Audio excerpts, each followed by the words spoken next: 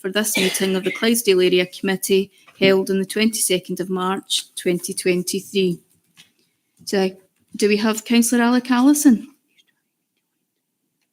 He's trying to join. Okay, I understand Councillor Allison is having some technical difficulties and is currently trying to join. I can see that we have present Councillor Barker, Councillor Corbett, Councillor Gowland. I have apologies from Councillor Hamilton, apologies from Councillor Horsham. I can see that we have present Councillor Lambie, Councillor Lockhart, Councillor Logan, Councillor Marsh, Councillor McCallan, Councillor McClyman. Do we have Councillor Shearer with us? No Councillor Shearer. Okay, we also have a number of officers present today, and I'll hand back to yourself, Chair. Okay, sorry, can I just confirm that Councillor Allison has now joined? Thank you.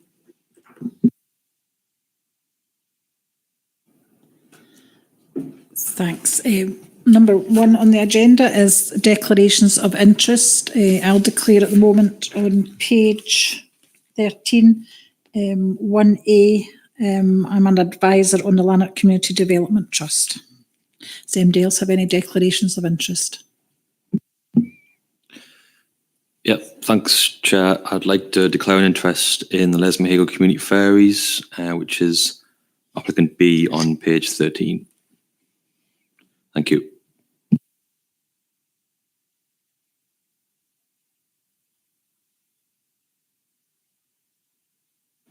Councillor Marsh.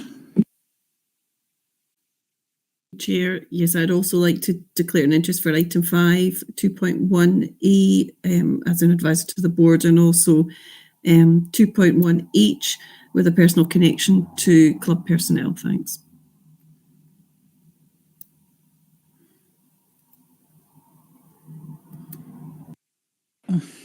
Councillor Lockhart. I've got to declare an interest in the same as you, the Lanark Community Development Trust.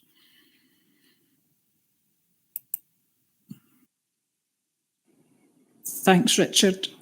Julia, could you come back on again, because your camera doesn't seem to be on? Thanks.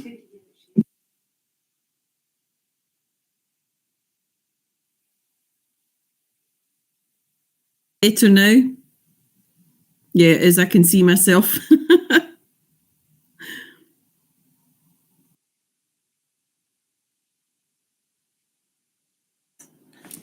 Thanks. It's just in case there was a glitch with the chair's microphone's not working properly, so it's just going to take a wee bit longer to do these things. So on to number 2, the minutes of the previous meeting, pages 3 to 6. They're submitted for approval. Agreed? Agreed. That's agreed for everybody's benefit.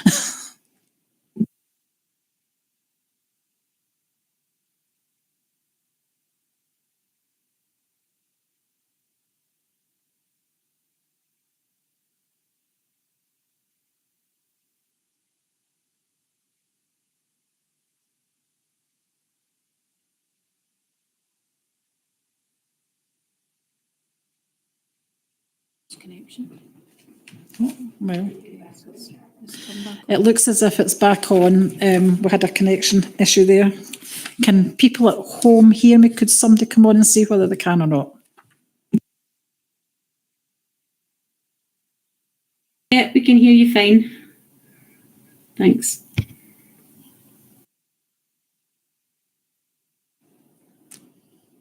Right, we're back on. So thanks, Poppy. So we're on to item 3, the community asset transfer update, pages 7 to 10. Ian Mulholland's going to speak to this report. Thanks, Ian.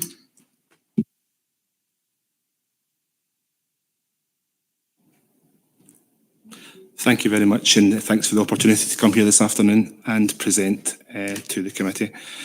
The legislation under which community asset transfer appeared was the Community Empowerment Act in 2015.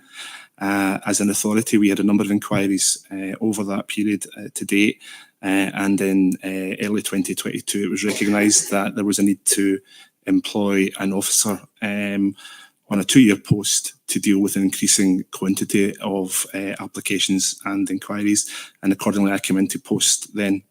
My role over that time was to improve the process internally and externally to support organisations that were coming and applying, and act as a conduit for the flow of information. Since being in post, we have redesigned the website, which will hopefully go live soon once we make all the compliance issues with accessibility. We've also redesigned an animation for the applicants to see. It makes the process easier and clearer. We've done quite a lot of it promotion work externally. One thing of particular note was in December, we did a conference to over 50 participants who represented football clubs, community football clubs throughout the South Lanarkshire area, with a view to promoting community asset transfer, but also promoting a more joined up approach. Over the last year, I have fielded over 75 inquiries on asset transfer, 29 of which come from the Clydesdale area. Of those inquiries, we've moved forward in terms of moving towards application, our design of applications, and that's 30 of those in total, and 20 of them from the Clydesdale area. Over the next year, we'll have a further 8 applications submitted, and I anticipate 2 of them to be from the Clydesdale area. I'll just move on to my presentation now, if that's okay.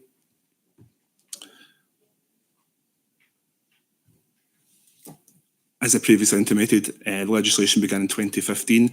An important part to recognise here is that legislation entitles any suitably constituted community organisation to apply. Quite often there's a degree of ambiguity about this, but effectively the legislation allows them to apply, and if they have business cases strong enough against our proposed or current uses, we have to give it due consideration. We can choose the process not to go ahead if we are actively marketing that property, if we're already in negotiations about the sale of that property, or if we have received a previous application over the last 2 years which has a similar purpose to the new application, and this decision lies with the authority to refuse, to choose not to accept that if they so wish. Group is always entitled to submit an application, as I mentioned previously, and it's up to the authority to agree the request unless there are reasonable grounds for refusing it. It's for us to ensure that the organisation is capable of delivering the project, and this is obviously key. We want to ensure that organisations are robust and competent and can manage an asset once it's transferred from them, from the authority to them. The criteria, if organisations are interested in community asset transfer, they have to be suitably constituted. This is clearly set out in the legislation, but to break it down, they have to be a community of geography. This speaks for itself. This will be communities coming together to take on assets. A community of interest, an example here would be football clubs who share a common interest. They may not all live in that area, but their interest is common.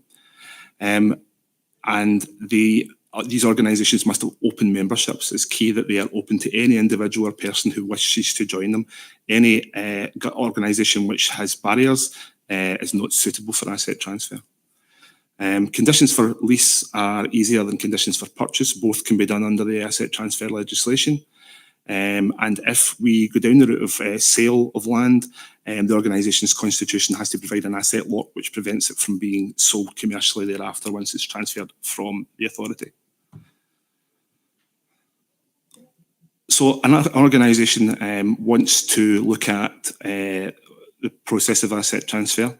We, as an authority, have a map, an interactive map through which organisations can look at the asset register available to them. This is a legislative requirement. We have to basically provide that information. It also is incumbent upon me to find out internally what our current use is for the property or what our future plans are for it, and feed that back to the group. Gives them the understanding that if they're going to apply for something and then potentially we intend to build on it in 2 or 3 years' time, it would be a difficult case for them to submit to justify their project against housing, perhaps.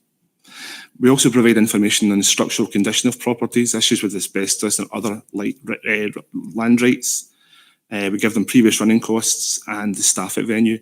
Staff at venues are an issue to a lot of groups, and it's a real barrier to an asset transfer.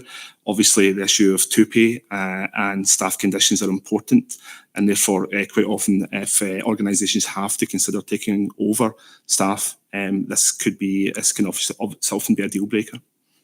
We provide an estimated valuation for lease, and then if the group decide to move forward, we've given them data, but we would ask that they thereafter carry out further surveys to satisfy themselves that the building or land is an asset rather than a liability. So whilst the process starts, it's important, and this is paramount, that there's community engagement and consultation. We have a previous example in this authority where community engagement and consultation wasn't as good as what it could have done, and it caused a massive backlash from the community. So it's important that any organisation considering community asset transfer speaks to the community and brings them along with them in terms of their plans. Obviously, during this period, the organisation has to provide a feasibility or a business plan, drawings or survey documents to prove that basically what they want to do, and things like planning requirements, trees, access, all of these things we need to try and get ahead of as an organisation develops their application.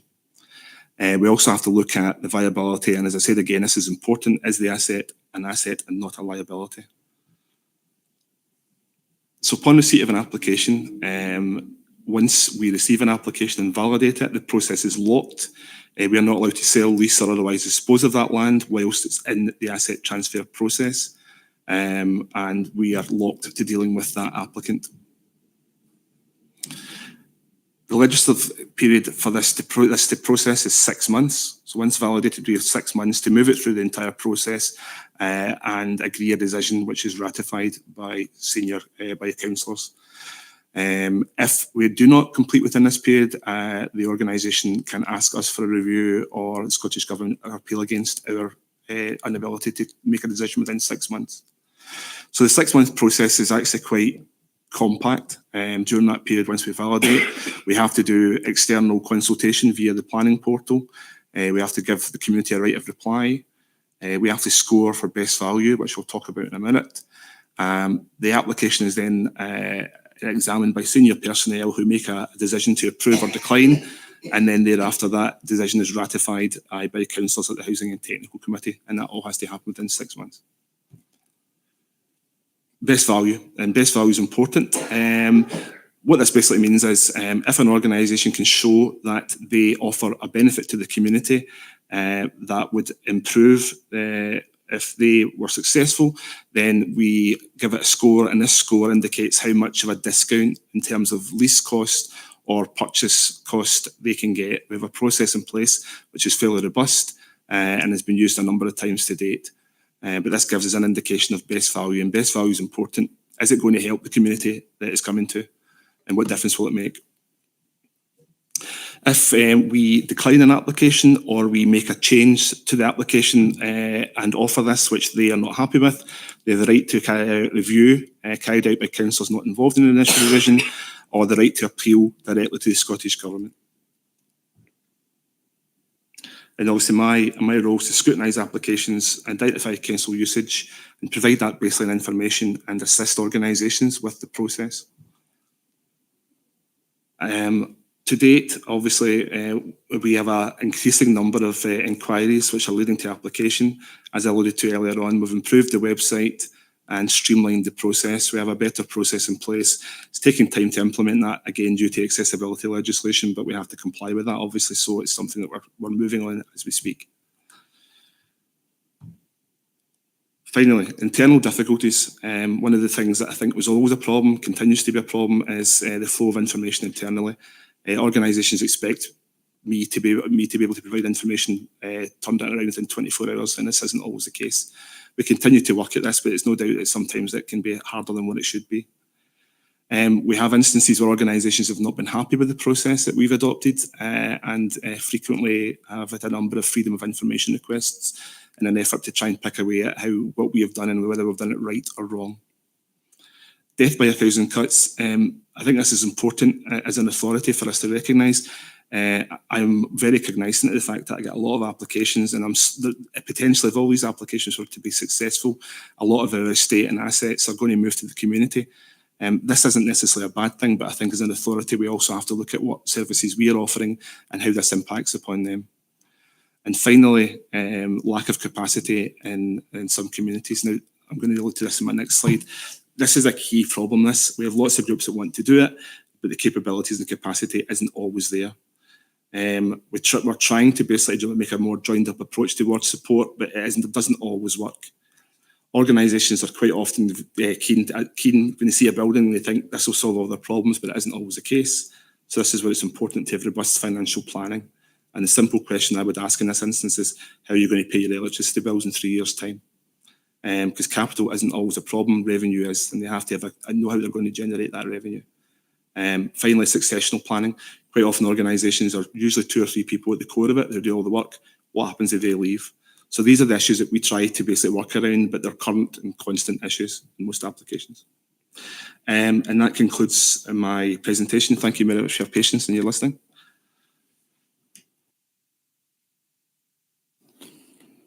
Thanks, Ian. Thanks for that presentation. And I know in my area alone, you've had a few inquiries, and I know you deal with them very well. So has anybody else got any questions or comments they wish to make? Councillor Shearer.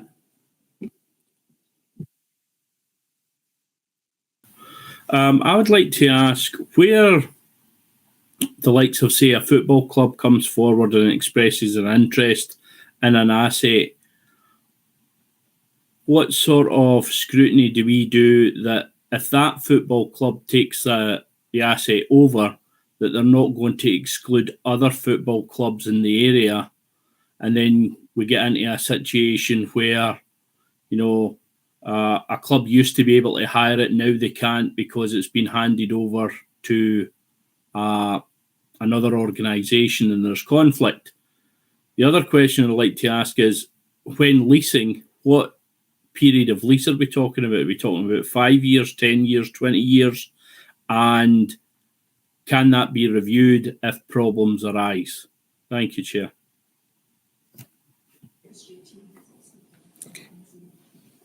Thanks very much for those questions. Questions are very relevant, undoubtedly, and it's something that concerns me. One of the first things that I did was recognise that football clubs were part of my key business, and this is the reason why I held the conference in December. And I was actually trying to preach a model of more partnership working and a joined-up approach. It's counterintuitive to have one group take over an asset and other organisations not to be able to use that. So it's fair to say, wherever I have an approach, I will look at the existing and current usage and ensure that those that are playing there, other than the applicant organisation, are engaged in the process. However, it's fair to say legislatively, if we do go through process and I agree asset transfer, there's nothing legislative where we can force an organisation to allow other people to use the asset. There's nothing in the legislation that allows that, I'm afraid. So hopefully what we're trying to encourage is a spirit of a joined up approach. We have tried to form strong links with the SFA, and what we're saying is we are working together in partnership with this, and we want you to do likewise. So hopefully that will allay some of the fears. Your second, God, forgive me if I got the second question. About the length of the leases. Length of lease, sorry, apologies, talk too much. So effectively, the organisation can apply for a lease term, and we agree upon that. What I've found increasingly is that organisations need longer term leases to lever in capital from grant funders. Most grant funders require a minimum 15-year term to allow that organisation to bring capital to bear to do repair work. So effectively it varies from application to application. If capital is required, we would consider longer term leases. Where organisations are perhaps in their infancy, we don't look at as long-term leases as favourably because we want to basically see their capacity. So in those instances, quite often we give very short-term leases to enable organisations to solidify and develop their model moving forward. So that's why there's probably a fairly large range of leases offered at present. And is there a mechanism to deal with disputes? In terms of legislatively, again, no. I'm trying to encourage a joined-up approach, and at the moment, we haven't had any issues with that because most of the applicants are looking for pitches which they predominantly use at present. So there hasn't been any cases in this. We would try and negotiate and do what's best for the community, but there isn't a model been adopted in terms of problem solving because we've not had an issue to date. Okay, thank you.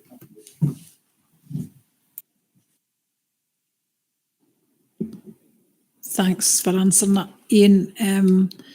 So we've got Alec Allison. Ian, I'm more wondering about the bureaucracy. And certainly before you joined the team, there were a number of issues regarding how it operated. And indeed, the ones that I've been involved in were told that there was no policy within South Lanarkshire. We simply followed the Scottish Government guidelines.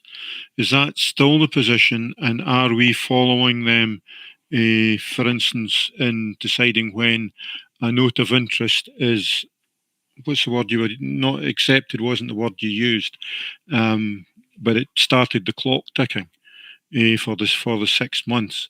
Are we going to start following the Scottish Government guidelines? At present, we do, yes. Once an application is submitted legislatively, we have to work within that period. So the clock does tick. There's no way around about that. Expressions of interest and earlier discussions do not lock the process. We have discussions because until it goes to an application, a group could pull out at the last moment. So we do follow that process. In terms of the business model, we do not have an active disposal policy here. We deal with applications as and when they come to us. I'm aware that basically across a lot of our other authorities, there are active disposal policies ongoing, but we don't have that at present. Supplementary, please, Chair. Hello? Can I? Yeah, on you go. Sorry, I've always. Sorry, Ian. The issue that came up previously, and I did say it was before you were employed, was that the council were not accepting applications if they did not have the business plan, etc., already ready. Now, that is not what the Scottish Government guidelines say. So are we now changing to follow the government guidelines, or are we still insisting on business plans, etc., before an application is accepted? Legislatively, they don't require a business plan. However, best practice would indicate that they should be working towards that. It would probably be fair to say that it's relevant to the extent of the project as to the information we require. A business plan is just a good way of consolidating the organisation's ability to future plan and have a sound project. So I understand what you're saying. There isn't anything, but there has to at least be a kernel of an understanding of what it actually means to take on a building. So I would suggest if it's a comprehensive, it's a complex asset, we would require a business plan. If it's a small asset, I would work in the group to provide evidence of need, community engagement, and how they're planning to do that. So that's not how the guidelines state it has to happen at the moment. The guidelines are very vague. And as a recognition, I've had discussions with the government CAT officer about this and other local authorities, and the legislation is vague. It basically effectively states you can submit an application, but there has to be some understanding of what that means. So I think that's fair to say every authority adopts a process of wanting information to prove viability. Okay, thank you. Julie Marsh.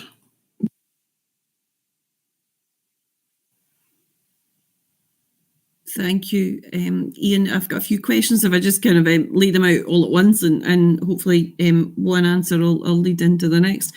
I'm wondering, do leases include an insurance and repair clause, and also an ongoing need for community benefit for the wider community?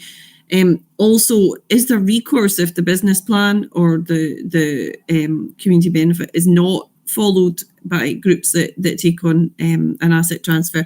And finally, does community asset transfer apply to community wings where buildings have dual function?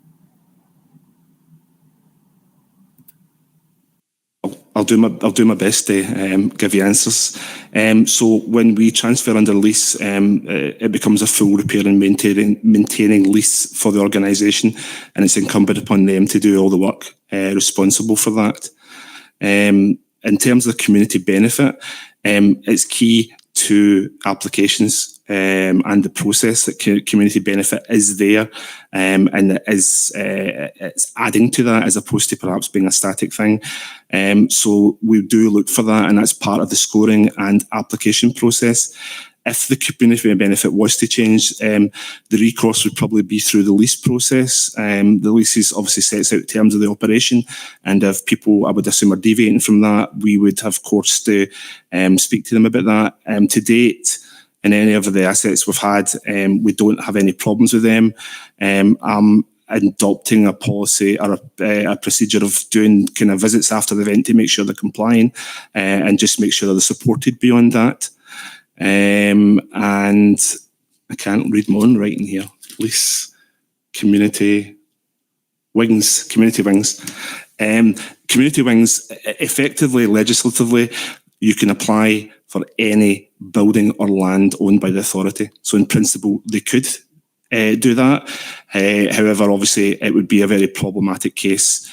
I believe in the recent properties that have returned to us that did have community wings in them, there's going to be discussions about what that might look like, but there's certainly, I am having no requests for those, and I think probably they will move back into the authority or the school in due course, but that's just one personal opinion. Thanks. Julie, are you happy with the answers you got there?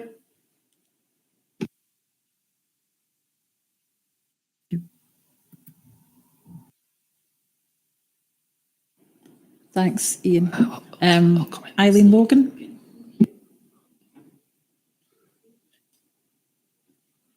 That me? Thank you. Thanks very much. You did say earlier that unconstituted bodies could not apply, which I think is right. If they're unconstituted for their finances and everything else, you need to be sure that, you know, they're in order.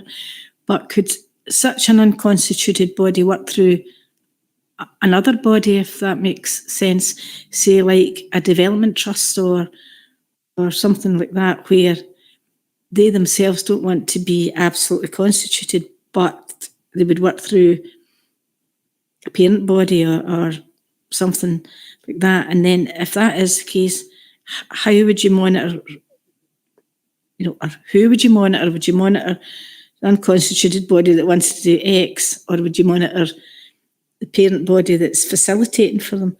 And the other thing about a business plan, I everything that comes from Scottish Government, or any government for that matter, and I've been here a long time, there's always vagueness, no matter how it's tried to be, you know, dot every I and cross every T, even if you're sitting in a licensing board or any kind of board like that, where there's, you know, guidance and legislation, there's always loopholes or ways round about it. So this will be no different from everything else that we have to do. But in particular, I would assume, wearing a local authority hat, if somebody can come up with a business plan and a robust business plan, and if you're saying, if I've picked you up right, that 6 months is the, you know, you start ticking the clock, then it would be very difficult, because I don't know that I would like to think that any of our assets would be going out a door to somebody who hadn't a proper business plan. But I'm interested in the unconstituted bodies. Thank you. Yep, thanks for that. There's no reason why a parent organisation could not apply on behalf of another group. Effectively, it comes down to, I suppose, who's willing to take the liability, because the lease would be with the parent group. and they would have to be comfortable with the actions of the unconstituted group. So there's a degree in a perfect world, it probably would work. I don't know if it would work in the world that we live in, because there's an issue about obviously one cannot control the other one, or isn't always personally responsible for it. But in principle, I think it's something we could look at. And I do have occasions where I have applicant organisations who are looking towards asset transfer because the group who want it are constituting, they're going through the process, so they're not ready to move.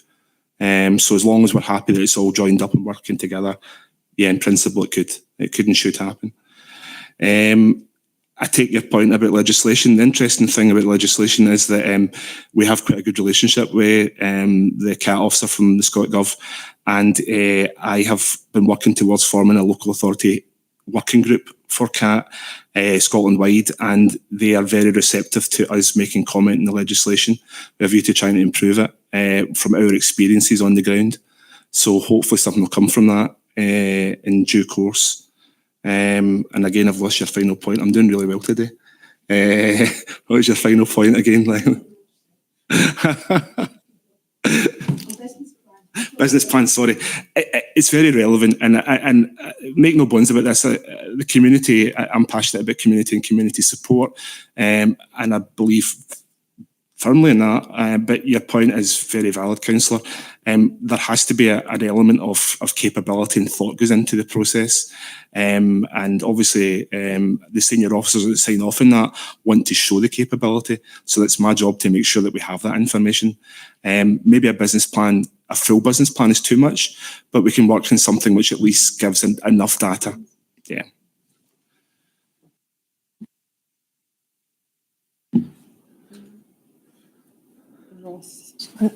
Ross, if you want to say something? Thanks. Yep. No, thanks, Ian, for that presentation. It was very descriptive in terms of a newish councillor. Can I ask, just my question's twofold. Is there a step before an asset transfer for land in particular that constituent groups can actually use land for something which is not an actual building, not to put a building on it, to use the land for public use? And also, can I ask a question about if a kind of development trust go through an asset transfer process for something that is not within their boundary as a development trust, or is there something, does the legislation say that actually that's not possible? In answer to your first question, we have a number of inquiries with regards to land. Land gets treated like an asset as part of the asset transfer process. So, like I would do for a building, I find out which element of the council deals with that land, what the plans are for that land, and then help the group move towards an application. And try to deal with the complexities of land transfer. Land isn't that complex, but I find that growing projects, which are quite common in land, there's a number of things that they've got to, loopholes or hoops they've got to jump through to go through the process. So that's relevant in terms of land, and if it's what it was used previously for, there may be contamination, for instance. So land, no, part of the process, happy to deal with that. I work with organisations towards what they want to do with that. I've got a pending application for Straven for a bit of land for a growing project in a tree nursery. So, no, happy to deal with that. Development trusts, I suppose if they could evidence that the land, even though it wasn't their geographical boundary, would benefit the community, then in principle, legislatively, there's no reason why they couldn't apply. I would say just on the face of that, without drilling into it. Thank you. That's great. Thanks, Ian. I've got a question now. Do you attach any conditions, for instance, if somebody takes an asset transfer or a lease in particular, and it's a repairable lease, do we go, well, obviously you've not had any that's 5 years or more, but have we got a plan in place that we would then inspect the premises so that in, say, 25 years we don't end up with no roof, etc., when we get it handed back to us? So I would expect to see some kind of condition put in there, and also a condition that when they said it was accessible to all, that they don't go back in that. So is there a condition about that? Thanks. In terms of the repair and maintenance, yeah, the condition will always be that we get the building back in the condition that was given. I'd imagine my colleagues in Housing and Technical would do some sort of system of building monitoring or project monitoring. As I said earlier on, I'm trying to adopt a policy where I'm doing that as well, so that I can feed back to them in between their visits, so we're aware of what's happening. It's just not something we've done before, and I think we need to support groups beyond the initial transfer to make it successful. I've done it again. I've forgotten the second question. Accessibility. Please forgive me. I'm a man with single tasking in mind, and that's all it is. There is nothing generally in terms of the leases. We cannot put conditions about forcing them to do partnership work, forcing them to basically allow access to other groups. It's almost a good practice element. It's not something that can be enforceable. So I'm told. I'm no legal expert, but that's my understanding today. Thanks, Ian. That's a bit disappointing, actually, because if somebody said they're going to leave it, it's going to be open to all, and then they decide they're not going to go down that route and they're going to have it for their club, for instance, they could actually do that. So I think the Scottish Government need to tighten that up, and maybe could feed that back to them. I'm sure other people be thinking the same. I think we have to have some conditions put in. Anyway, thanks for your presentation. You can go now, Ian, if you wish. Thanks. Oh, no, is there somebody else? No, that's fine. So we're on to number 4, which is the participatory budget, housing and technical resources. And Claire Frew is going to speak on that. Thanks, Claire. Thank you, Chair. I'm pleased to be here today to present a short report for noting on the Housing and Technical Resources contribution to the Council's participatory budgeting programme, building on the updates provided to committee last year. And you'll find the report, as said, on pages 11 and 12 in your papers. So the report sets out participatory budgeting in relation to 2 housing and technical resources budgets in Clydesdale during 2022-23. I'll start with the environmental aspect of the Housing Investment Programme, which is a significant budget area covering a wide range of projects that seek to improve the quality and the energy efficiency of the Council's domestic housing stock. So during 2022-23, 2 projects have been undertaken in Clydesdale involving tenants in the allocation of £150,000 of this budget. The first project is the installation of divisional fencing at Patterson Drive in response to local concerns about significant antisocial behaviour. So that, because that was something that people were raising with housing staff in the area, agreed that allocation there to respond to those concerns, and it's expected that the installation will be completed in 2023-24. And the second project is the development of a new community garden in Glespin on vacant land, again in line with tenant priorities expressed through a survey undertaken by the Glespin and Douglas Community Council. And the second budget to talk you through is the estate improvement budget. This is quite different from the first one. It's a smaller budget, a total of £40,000 split evenly across the 4 housing divisions. So it's well suited to participatory budgeting, as it allows a quick response in the development of some smaller projects in line with priorities highlighted by tenants and residents. So during 2022-23, £10,000 has been allocated in the Clydesdale division on 3 projects. And again, I'll take you briefly through each of them. The first actually links back to the first budget, so reflecting the findings from the 50 local people responding to the Glespin and Douglas Community Council survey. New street furniture has been selected by residents for the Glespin Community Garden, so didn't just have the opportunity to identify what they wanted to be in the garden, they've been actively involved in selecting what that furniture will be, which is really great to have people involved at that level. Also in response to tenant priorities, tree planting has been undertaken as part of the work to improve plots of vacant land managed by the Housing Revenue Account. And the third one, again, in line with findings of a survey of 41 sheltered housing tenants, new outdoor furniture has been purchased to encourage the use of outdoor spaces by tenants and their visitors. I really liked the the couple of examples of outdoor furniture, people being really confident about summer weather coming. That's what they've wanted to do, which is I admire their optimism. So again, the 41 sheltered housing tenants involved in selecting that just wanted to make more use of the outdoor space. So this means that the full estate improvement budget allocation for Clydesdale is now accounted for 2022-23. So officers from Housing and Technical Resources will continue to take forward opportunities where we find them to help determine the outcome of spending across relevant budgets, giving people the opportunity to be involved and provide further updates to committee in due course. So I'm happy to take any comments or questions. Thank you. Thanks, Claire. Has anybody got any questions or comments to make? Yeah, I'll come in. Yeah, thanks for that report. I've been involved in a few of the meetings around the land at Glespin, and hopefully to create a Glespin Green in Glespin. And there's still further meetings about this, and I look forward to actually potentially there might be an asset transfer for some of the land going forward.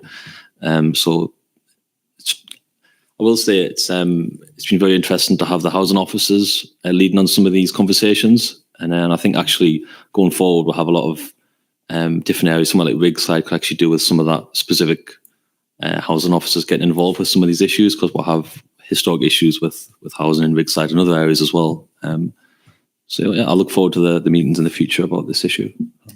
Thank you. Councillor Shearer. Thank you, Chair. I'd like to welcome this report and welcome the fact that it's tenant-led in many instances to deal with local problems, which on the surface may look to be minor issues, but can assure everyone, I'm sure other members present will back me up on this, these minor issues can quickly escalate and become a major sore locally. So being able to deal with these issues at a local level fairly quickly and getting them resolved, I think that's got to be welcomed. Thank you, Chair.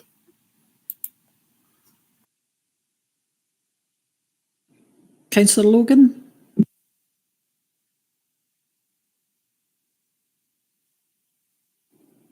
Thanks, Chair. I think both projects are excellent and show people coming together and working and trying to do the best for the areas that they live in. And I think that usually you find if it is community-led in that respect and people take a pride, and if there's trees planted in various different things, they don't get maybe damaged or in because they know that, you know, they were involved and it was their ideas. And on the one at Law, it's been actually a privilege and a pleasure to sit at the meetings, usually a Monday night, and hear firsthand from the people involved.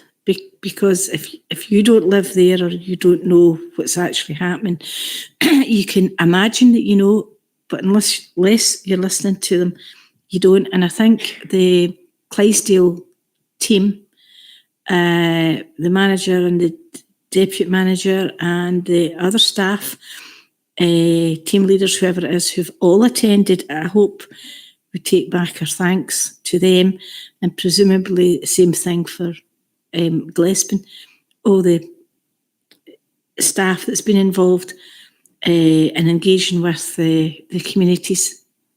It can only be for the good, and the more that they get to know the communities, then hopefully the better it will be.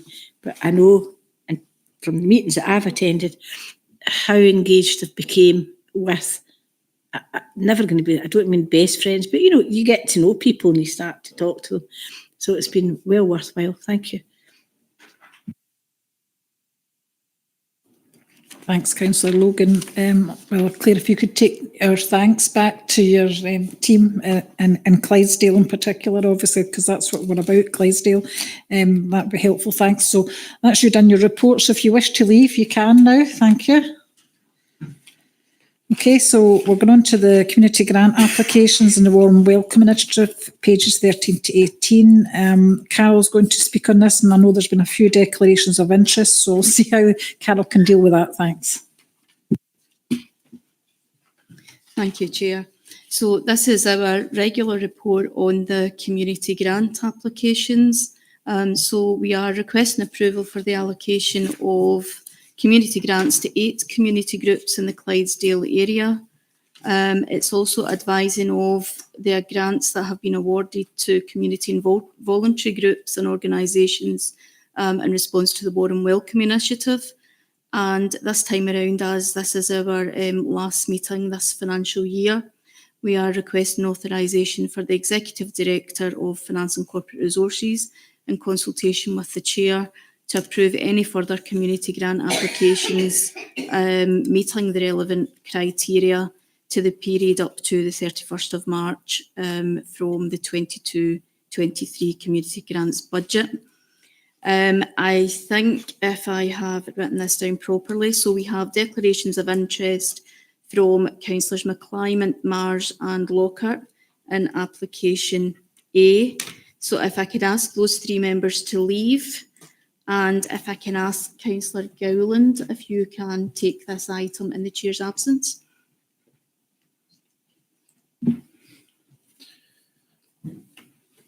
Okay, so I'll just get started. Sorry, can we just check? Sorry, make sure everyone's at the meeting. Yeah, have all.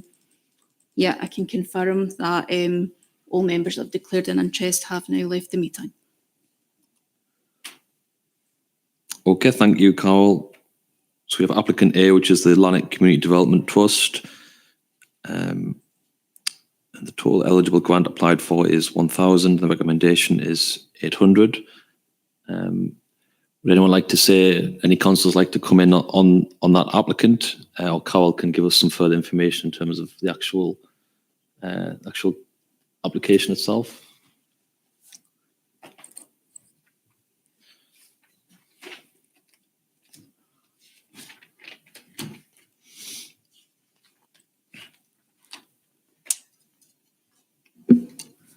Thank you, Councillor Gowland. So I can confirm yet that the group have applied for £1,000. It is a project, so they're looking for equipment, i.e. fencing supplies, and the grant will help the redevelopment of Dead Man's Lane in Lanark. So saying they have asked for £1,000. The recommendation in the report is £800, but that is obviously up to members to agree on. Okay.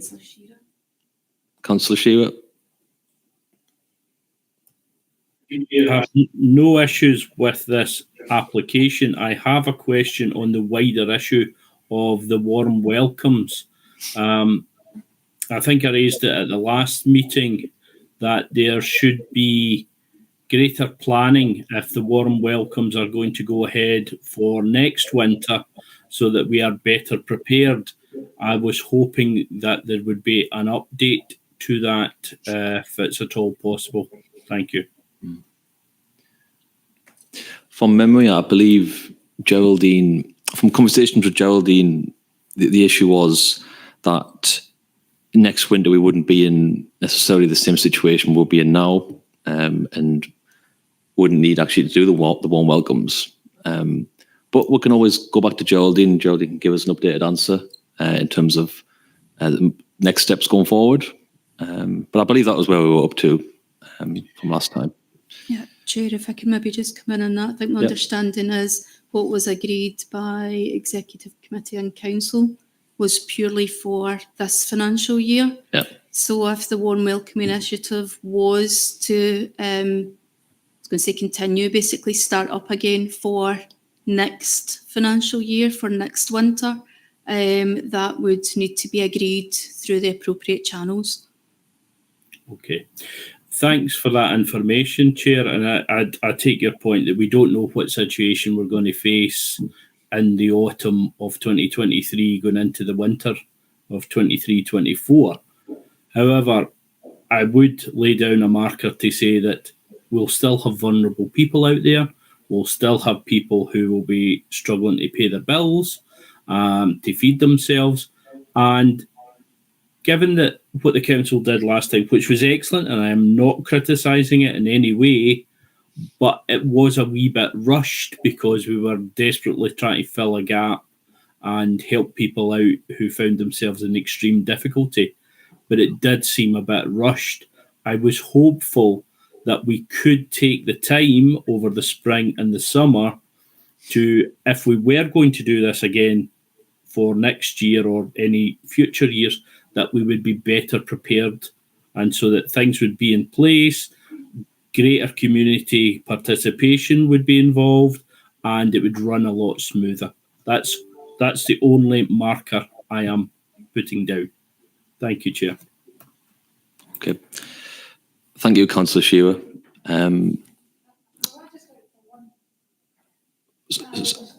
We haven't discussed. Sorry, that was Councillor McClymont. Just checking if she can come back in when we've sent her back out.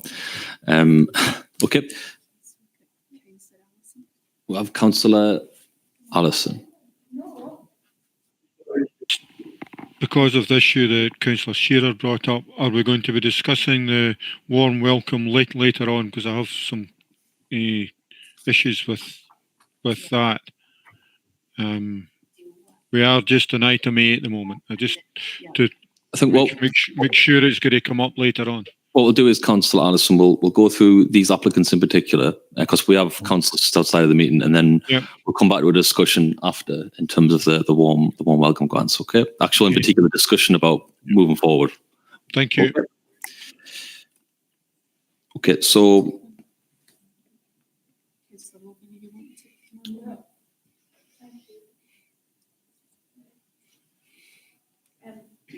Thanks very much. Accepting what David had said there and other comments, am I right in thinking that was a Scottish Government initiative that we picked up, or was that our own initiative? I'm not actually sure. But the other thing I want to double check is, do we have the power today to start to discuss what we think the council might or might not do?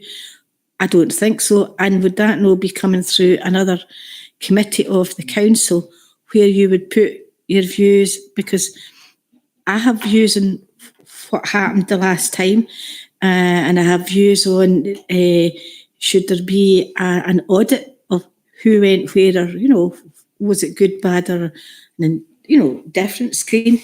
So, but my problem is that I don't think today that we actually have the power to sit and put markers or do anything else. Although I don't necessarily disagree, I think it would probably be coming through another committee of the council. Yeah, Chair, sorry if I could just come in. Could we perhaps for now, if we could deal with the community grant for Lanark Community Development Trust, and then allow those that had declared an interest back into the meeting? okay. Lanark Community Development Trust recommendation is £800. We're happy with that? Okay, that's been confirmed.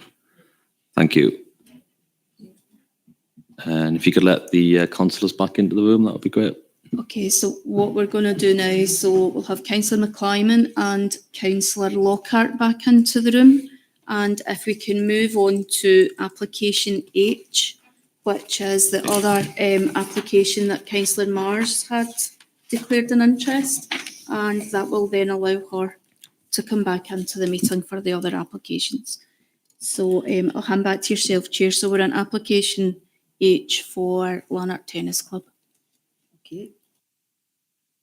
Okay, thanks. I was just a bit concerned that I was out there, and I think we maybe had jumped a bit in the agenda. Is that correct? One applicant, 1H. No, but right, so there's nothing else been discussed. Right, okay. So we've got application for Lanark Tennis Club, and the recommendation there, because it's a sports club and that is normally £300, that's a recommendation. Is anybody anything else they want to ask or say? No, is that agreed? We'll just call Councillor Marsh back into the meeting. Councillor Gowland, you have declared an interest in application B. So if I could ask you to now leave the room while that application is discussed. That's okay.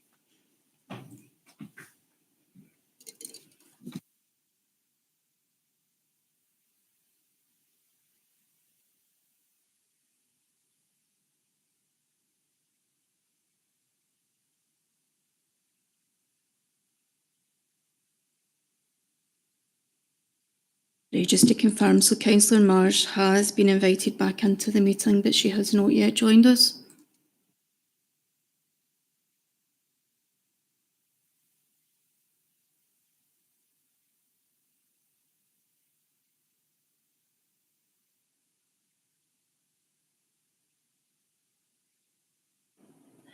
So we have application B, which is Les Mahago Community Ferries. They've asked, they're eligible for 1,000. We've recommended 800. It's for equipment. Does anybody have any questions? I see Ralph Barker. Thanks. Thank you, Chair. Not sure if anybody else is representing Les Mahago this afternoon. I think we should put in a word, the work that they do, and although I take it everybody knows what Les Mahago Community Ferries do, they provide meals and treats for vulnerable and elderly people in Les Mahago. All I'm asking that, given the stage we're at with community grants, if we could possibly, if the committee could consider increasing that to the maximum. Thank you, Chair. Thanks, Ralph. Does anybody have anything they wish to say? Are we going to increase it to the maximum of £1,000? Do you have a seconder for that, Ralph?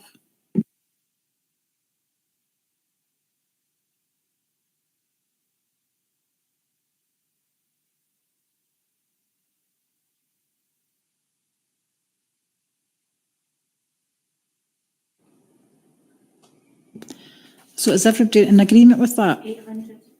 Right, so I have another, there's a dissent for 1,000. We've got another 800. So we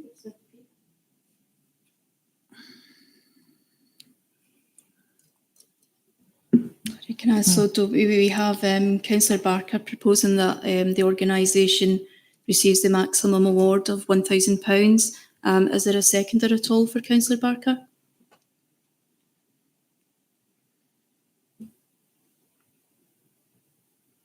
Okay. Ross Lammy. Chair, thanks. Yeah. So we've got a proposer and a seconder for £1,000. I agree 1,000. Is that agreed? Sorry, no, we'd need to go to a vote. Oh, if you're sorry. proposing 800. Are you? I'm not. Well.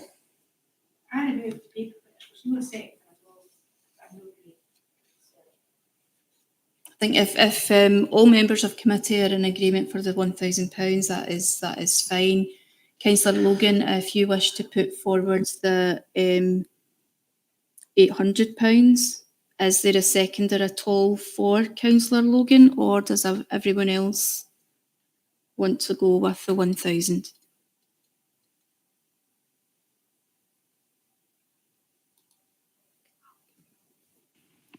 Alec. Chair, in one sense, I've no objection to this going to £1,000, but there is others there that I think are equally in the same category. So for this one to be kept out separate, we've just agreed one at 800, and there's others about to come up. I think they should all be the same, so they all need to go up to 1,000 or none of them.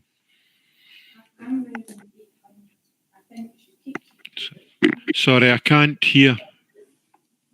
Sorry, can you press your microphone, Councillor Logan? I am moving the paper as it stands. I agree that there's others here that we could sit and discuss or think this, that or t'other. I don't know, I cannot say anything about the application is you know, I don't know people on it, so that's fine. But also, you could have some other people coming in to ask for some money, because we agreed earlier that the director with the chair would approve anything else that might or might not come. So I think we should leave it as it is, and no pick one out as against the other. And I agree, you know, that's no fair to leave others and pick one.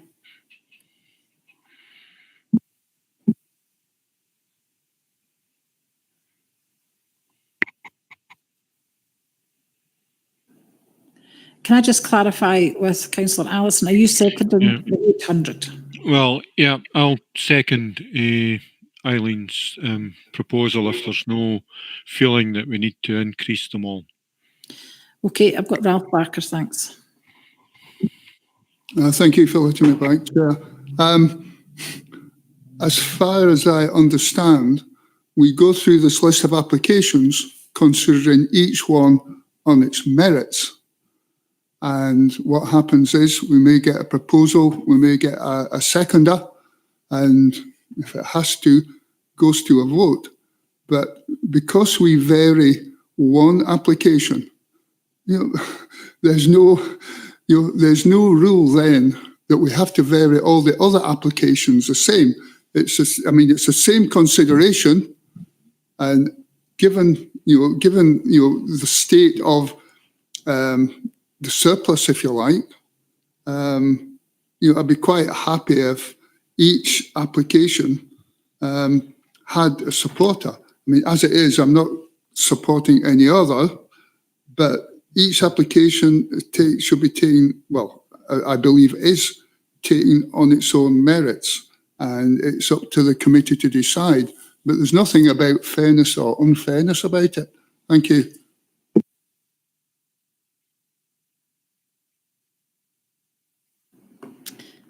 Thanks, Ralph.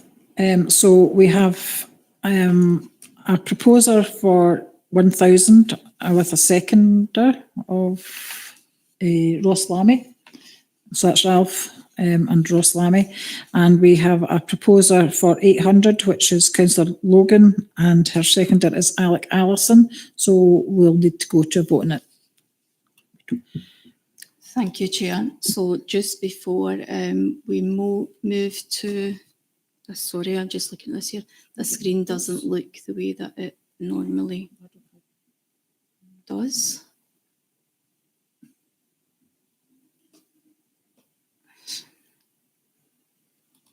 Just do a verbal vote then. Yeah, I think we will need to go to a roll call vote, Chair. So that's in the case of a motion.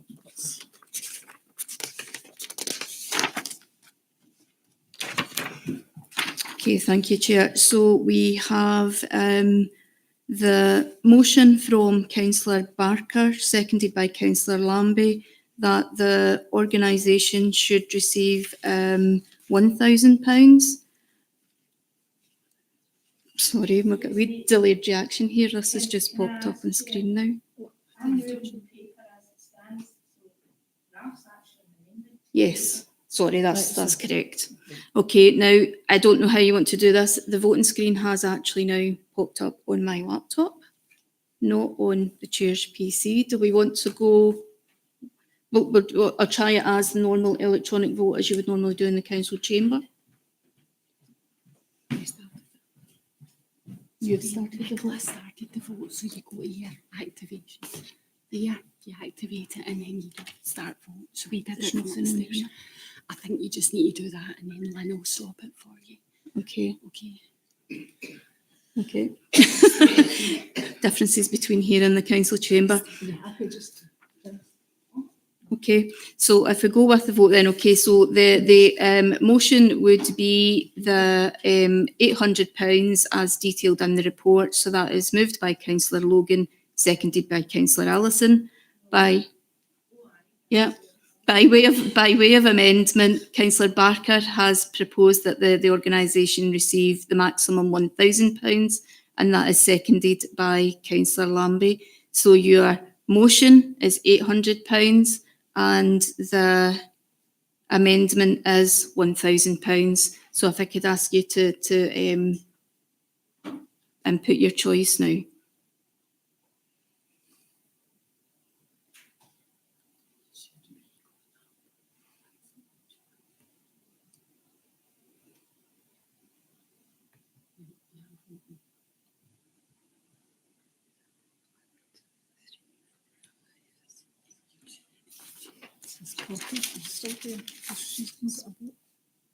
Councillor Corbett.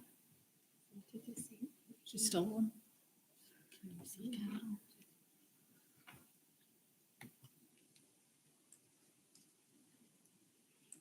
No, Councillor Corbett doesn't appear to be in the meeting any longer. Okay.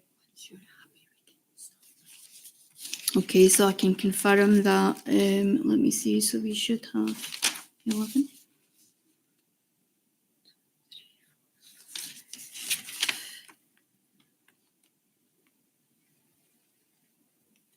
Eight, no.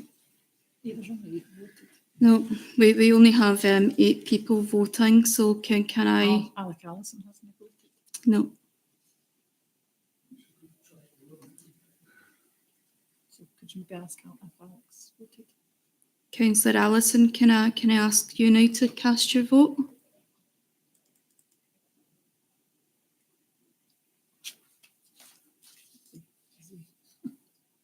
He's still in the meeting, so it's not registering.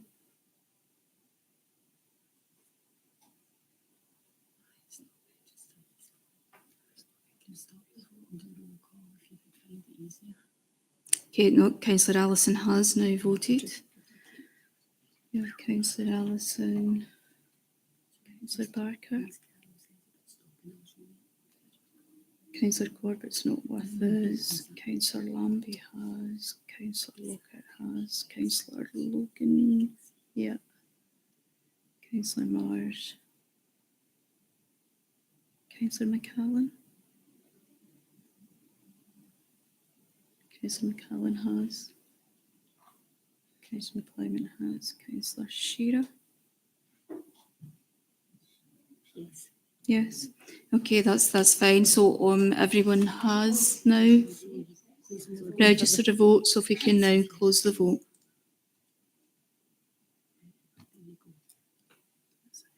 Okay, so we have 6 for the motion, which was the £800, and 3 for the amendment. So the motion would be declared carried.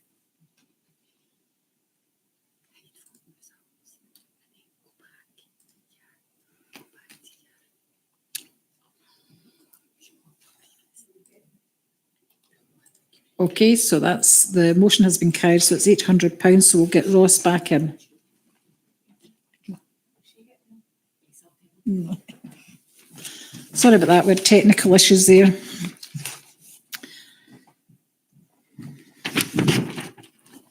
So are we, no, we can go through everything now. We can go through everything else that's left now, yeah.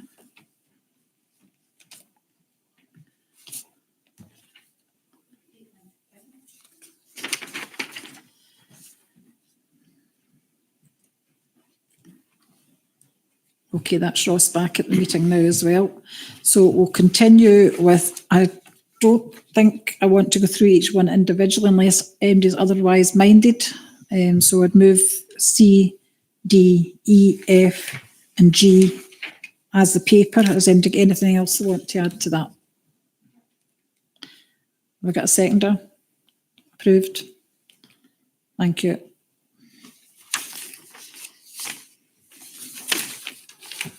Okay, thank you, Chair. And if we could also just note, we had the 2 Warren Welcome Initiative grants. One for Crawford and Elvenfoot Community Council for £650. One for Lead Hills Primary School for £1,000. If we can agree to note those. Agreed. Councillor Allison. Councillor Allison.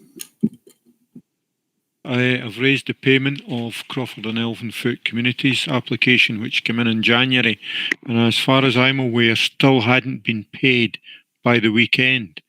Is there any particular reason? I mean, a lot of these are small groups that don't have resources to lay money out for a significant period of time. Is there any reason why we're not paying these out?